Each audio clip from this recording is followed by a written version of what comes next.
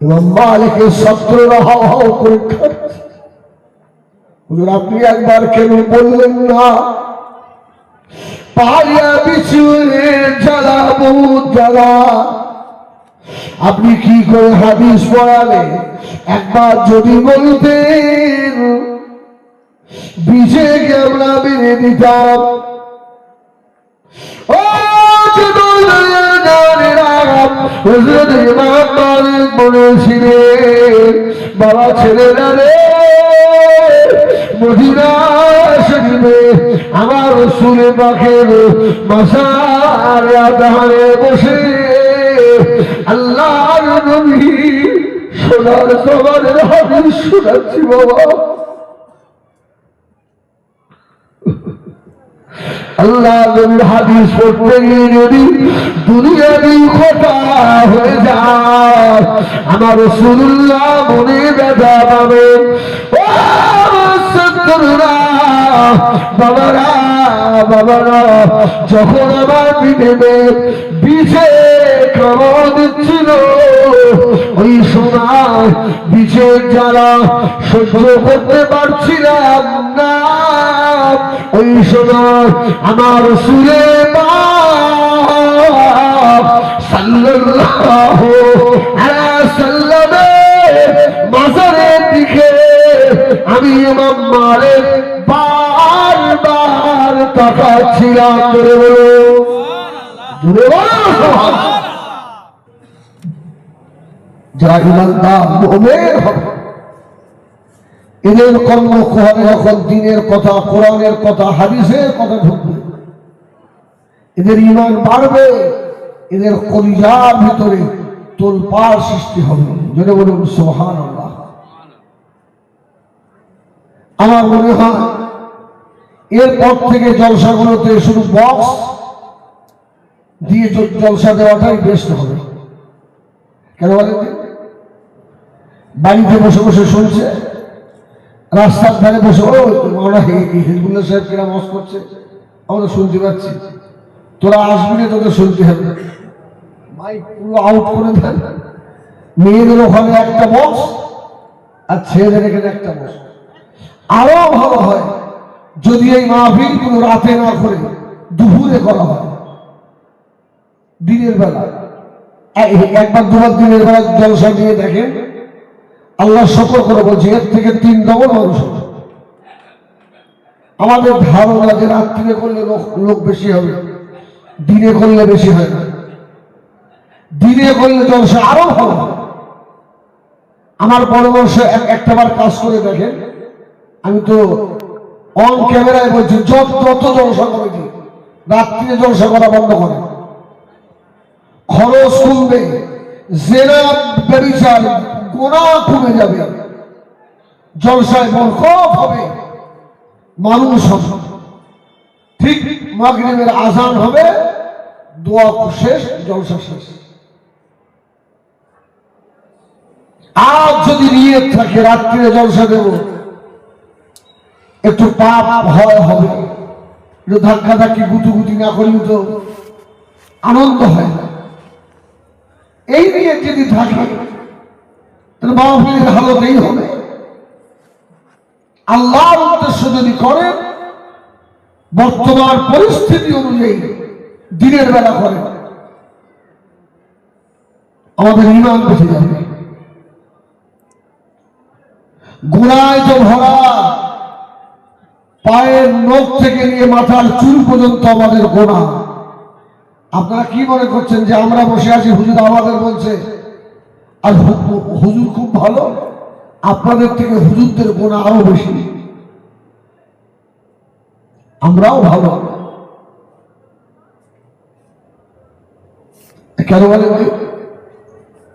আমরা আপনাদের উপদেশ করি, উপদেশমূলক কথাই মাহফিল থেকে আমরা বলি, কিন্তু সবগুলো আমাদের দ্বারা আমল করা সম্ভব হয়? কিছু বলে বলে হ্যাঁ বলে, সবগুলো আমরা পাইনি। আল্লাহ পাকের অনেক দয়া বলে আল্লাহ এখনো এই শরীরটাকে আল্লাহ পাক ঠিকই রেখেছেন। ও আমার মেয়েরা এই জমিন আমার আল্লাহকে ডেকে ডেকে বলে আল্লাহ একবার পারমিশন দেন, আল্লাহ একবার হুকুম দেন, জমিন থেকে দাঁড়িয়ে দিয়ে পাপীগুলোকে আমার পেটের ভিতরে ঢুকিয়ে নি। আমার আল্লাহ বলেন এ জমিন না না না, আমার বান্দাকে সুযোগ দাও, আমার বান্দা যদি গোনার কথা মনে করে, বান্দা যদি একবার তওবা করে দেয়, যদি বলুন সুবহানাল্লাহ। সমুদ্র আল্লাহকে বলে আল্লাহ তুমি একবার পারমিশন দাও, এমন জলশ্বাস দেব সব গুটিয়ে নিয়েছে আমার ভিতরে ঢোকাবো। আল্লাহ বলছে না, এদের জন্য আমার হাবিব দোয়া করে গেছে, জোরে বলুন সুবহানাল্লাহ। গুনাহগার উম্মতের জন্য আল্লাহ আমার উম্মতের উপরে কঠিন মুসিবত আল্লাহ দেবেন না, সুবহানাল্লাহ বলে। আল্লাহ অন্য নবীর উম্মতদের মতো আমার উম্মতের উপরে পাথর বর্ষণ করবেন না আল্লাহ, জমিন ধসিয়ে দেবেন না আল্লাহ, আগুন বর্ষণ করবেন না আল্লাহ। আমি আমার উম্মতকে বড় ভালোবাসি, জোরে বলুন সুবহানাল্লাহ। আল্লাহ বলল হাবিব আমি আপনার দোয়া কবুল করলাম। ও আমার নিজেরা সোনার ঘিরাম সেই নবীর উম্মত হয়ে গুনাহ বোঝা মাথায় নিয়ে উঠেছি বাবা। ও সোনার ঘিরাম ময়দানে বাসরে আমার রাসূলুল্লাহ সম্মুখে দাঁড়ানো লাগবে বাবা। সেই দিনে কোন মুখ নিয়ে দাঁড়াবেন, বেনামাজি হয়ে দাঁড়াবেন, জেনাখোর হয়ে দাঁড়াবেন, শুধু খুশখোর হয়ে দাঁড়াবেন। এ তেঁতুল বেরিয়া যাবে না, আমার নবী কি কষ্ট পাবে না? নবী কষ্ট পাবে না? ইস, তোদের জন্য আমি রাসূল কত কষ্ট না করেছি, দাঁত দিয়েছি, মাথা আমার ফাটিয়ে দিয়েছে। আমি রাসূলুল্লাহ আরশে যাওয়ার, আমার আল্লাহ আরশে দেখেছে, জান্নাতুল ফেরদাউসে দেখেছে। আমি তোদের কথা মনে করে মদিনার মাটির নিচে কিয়ামত পর্যন্ত থেকে গেছি, জোরে বলুন সুবহানাল্লাহ। আজকে তোরা আমার উম্মত হয়ে বেরাবার ময়দানে বাসরে নবী আমার দিন দুনিয়া বাদশাহ হাবিবুল্লাহ জনাব মুহাম্মদ রাসূলুল্লাহ সাল্লাল্লাহু আলাইহি ওয়াসাল্লাম আমাদের কথা মনে করে আল্লাহ পাককে বলবেন আল্লাহ পাক আমার উম্মতিদের আমল নামা আল্লাহ রাসূলুল্লাহ আমার হাতে তুলে দেন। আল্লাহ আমার উপর আগার উম্মতের আমল নামা আমি রাসূলুল্লাহ আমার হাতে তুলে দেন। আল্লাহ আল্লাহ বাবুল শোনা বলবেন হযরত মুহাম্মদ সাল্লাল্লাহু আলাইহি ওয়াসাল্লাম না না না না, আমি আল্লাহ আপনার উম্মতিদের আমল নামা আপনার হাতে তুলে দেব না হাবিব। যে উম্মতের জন্য কষ্ট করেছিলেন ওদের আমল নামা যদি দেখে, আমল নামা এত গুনাহ এত গুনাহ এত গুনাহ, আমার হাবিব আপনি কষ্ট পাবেন। আমি আল্লাহ এই জন্য আপনার উম্মতিদের আমল নামা আপনার হাতে আমি উঠিয়ে দেব না। জোরে বলে না, জোরে বলে না। এসো না,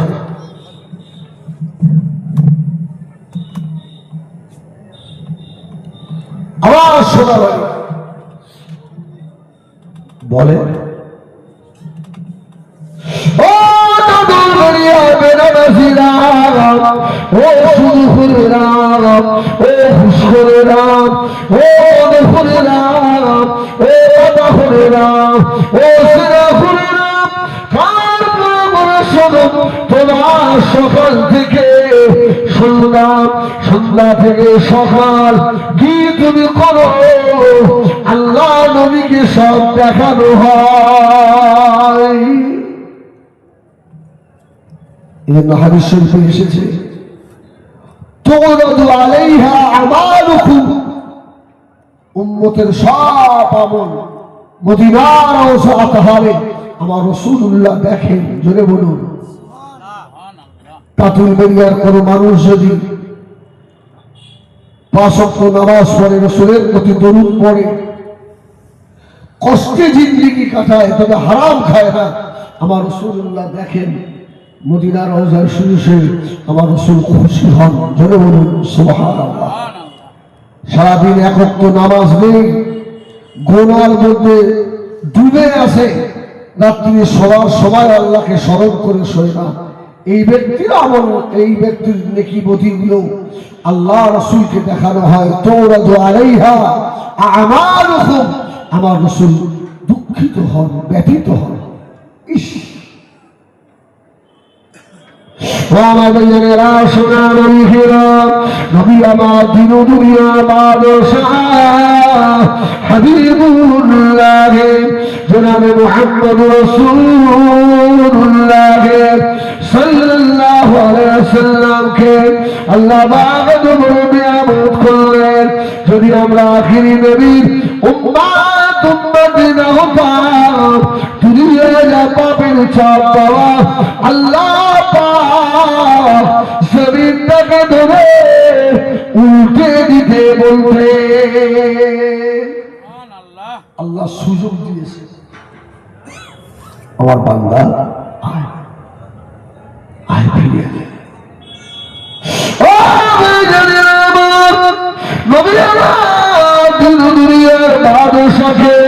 বেশি বাঁচতে হবে।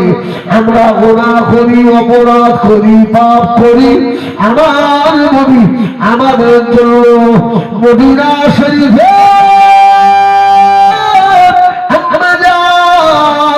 হযরত আয়েশা সিদ্দিকা রাদিয়াল্লাহু তাআলা আনহা হুজরা মুবারকে শুয়ে আল্লাহর নবী আমাদের জন্য এখনো তওবা করে। সুবহানাল্লাহ বলে।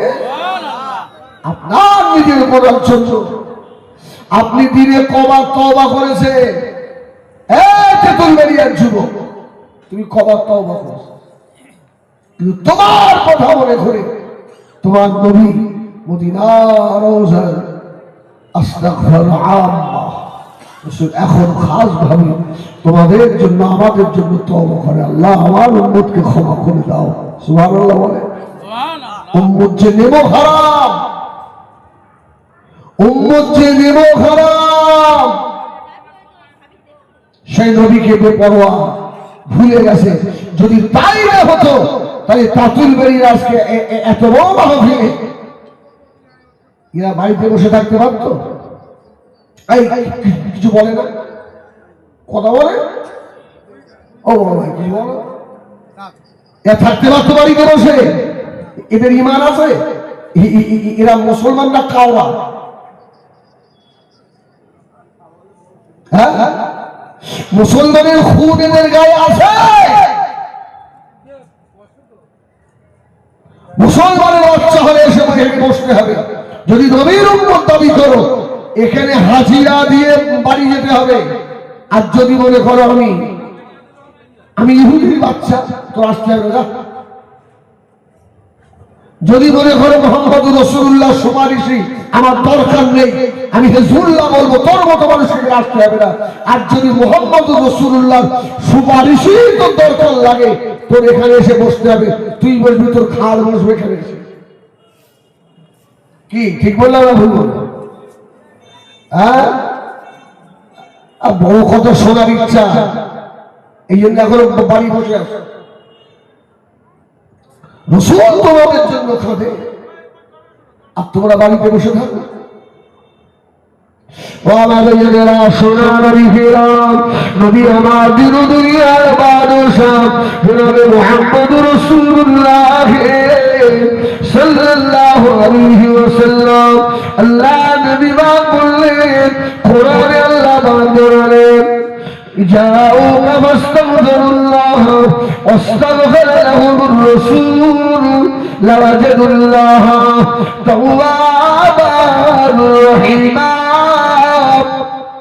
سبحان الله سبحان الله নবী তার উম্মতের জন্য মদিনার ভালোবাসা আস্তাগফিরুল্লাহ ও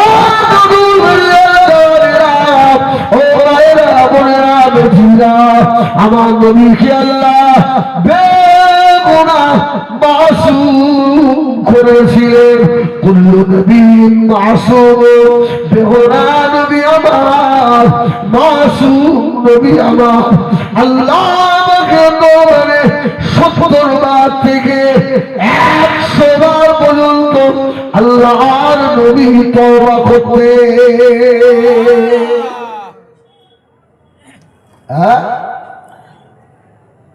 ইশারা এসছে SIR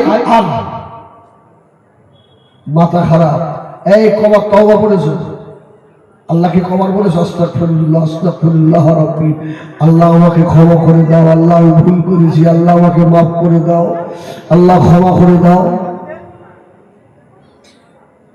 আন্দোলন করতে হবে কিন্তু যেটা আগে এসে সেটা তো আগে করে তাও আন্দোলন করতে হবে আমার সোনার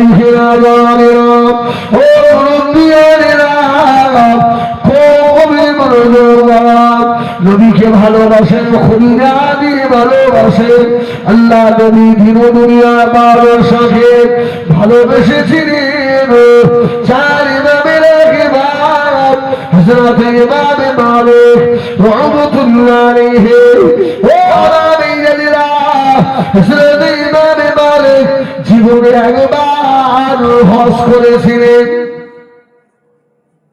কবার একবার আর এই যদি পয়সা দেশে আমরা দিনে বছরে একবার করে যাচ্ছি কিন্তু পরিবর্তন নেই এমন আসে না নেই প্রত্যেক বছরে ওমরা যায় হজে যায় সব করে কিন্তু পরিবর্তন নেই আল্লাহ নবী আখিরি জামানায় আলেমের সংখ্যা বেড়ে যাবে হাকিকাতান আলেম খুঁজে পাওয়া মুশকিল হবে আখিরি জামানায় হাজির সংখ্যা বেড়ে যাবে বাবা ও ভাইয়েরা হাকিকাতান হাজির খুঁজে পাওয়া মুশকিল হবে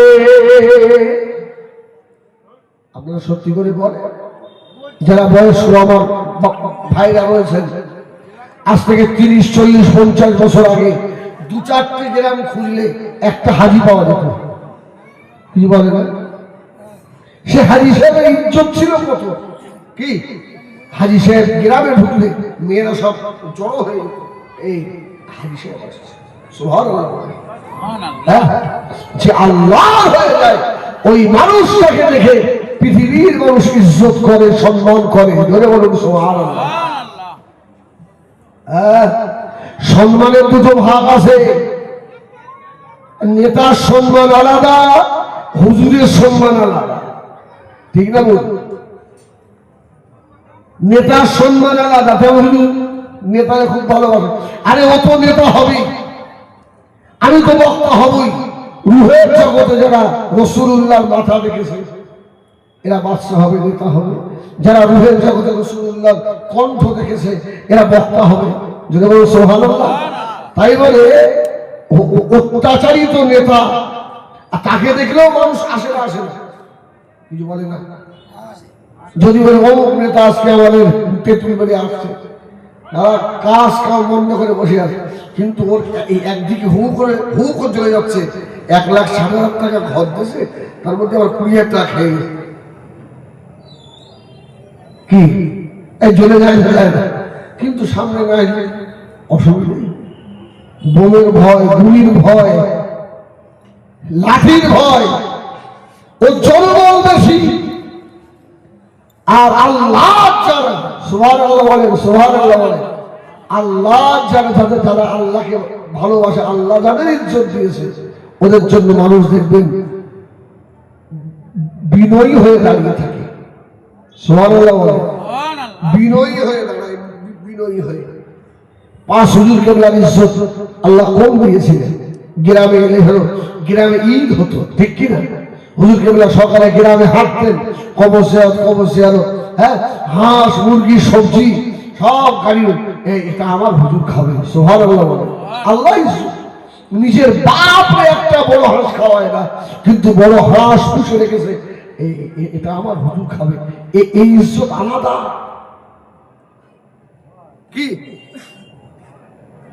আমার সোনালীরা, ও জওয়ানেরা, যুবকেরা, মুরব্বিয়ানেরা, আল্লাহ হয়ে যাবে, আল্লাহ আমাদের হয়ে যাবে বাবা। চার ইমামে রাহিমাম হযরত ইমামে মালিক রাহমাতুল্লাহ আলাইহি হুজুর আমার একবার হোশ করে মদিনা শরীফে ঢুকে পড়লেন। ও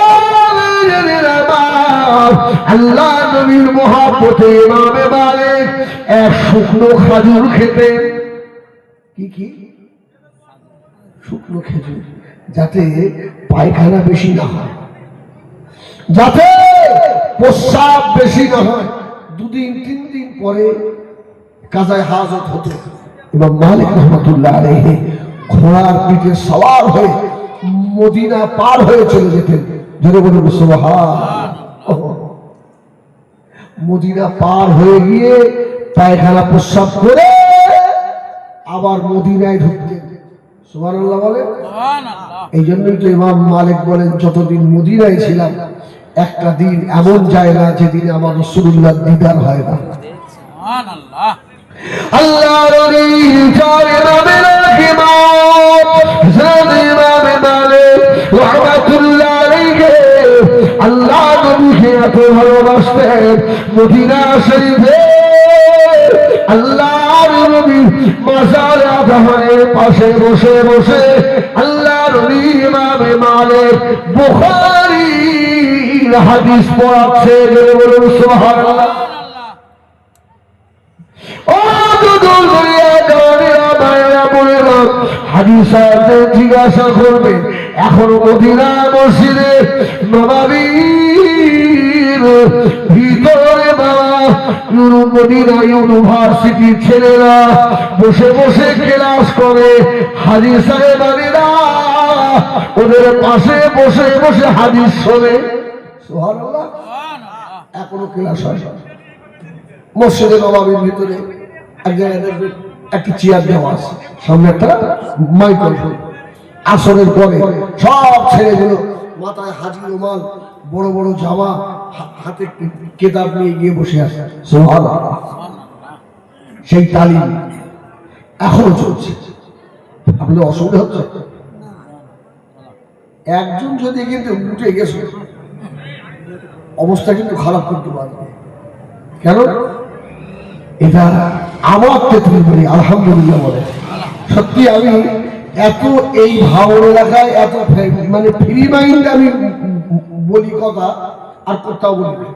কেন আমি জানি এদের কথা বললে আমার মারতে পারবে না, আমার ভালোবাসে। আলহামদুলিল্লাহ। এই চার ইমামে রাহিমাম ইমাম মালিক বুখারী বলেছেন বাবা, ও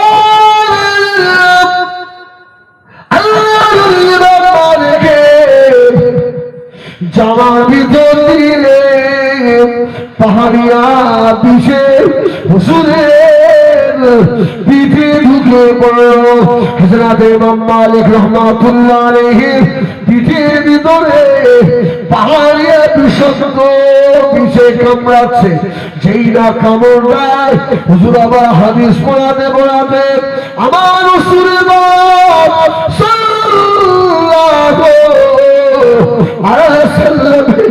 মাজারে আতহারের দিকে একবারে একটা খান, আবার হাদিস পড়া পিছে আবার একটা কামড় দেয়, এবার আবার ঘুরে ঘুরে তাকায়। হাদিস পড়ানো হয়ে গেল। ছাত্ররা জিজ্ঞাসা করলেন, ও আমাদের ইমাম, আপনি আল্লাহ নবীর মাজারের দিকে কেন বারবার তাকাচ্ছিলেন? বলল, বাবা আমার পিছনের জামাটা একটু উঁচু করে দেখো তো, কি একটা ঢুকেছে বাবা। দেখছে সমস্ত পিঠটা পাহাড়িয়া বড় বিছে কামড়ে কামড়ে চালির মতো করে দিয়েছে। জোরে বলুন সুবহানাল্লাহ। ইমাম মালিকের ছাত্ররা হাও হাও করে খাচ্ছে। হুজুর আপনি একবার কেন বললেন না? পাহাড়িয়া বিছুয়ে জ্বালা বহুত জ্বালা, আপনি কি করে হাদিস পড়ালে? একবার যদি বলতেন বিজয়কে আমরা মেনে দিতাম। ও বলেছিলেন, বাবা ছেলেরা রে, মদিনা শরীফে আমার রাসূল পাকের মাজার আধারে বসে আল্লাহর নবী সোনার জবানের হাদিস শোনাচ্ছি বাবা। আল্লাহ নবীর হাদিস পড়তে গিয়ে যদি দুনিয়াবি কথা হয়ে যায়, আমার রাসূলুল্লাহ মনে ব্যথা পাবে।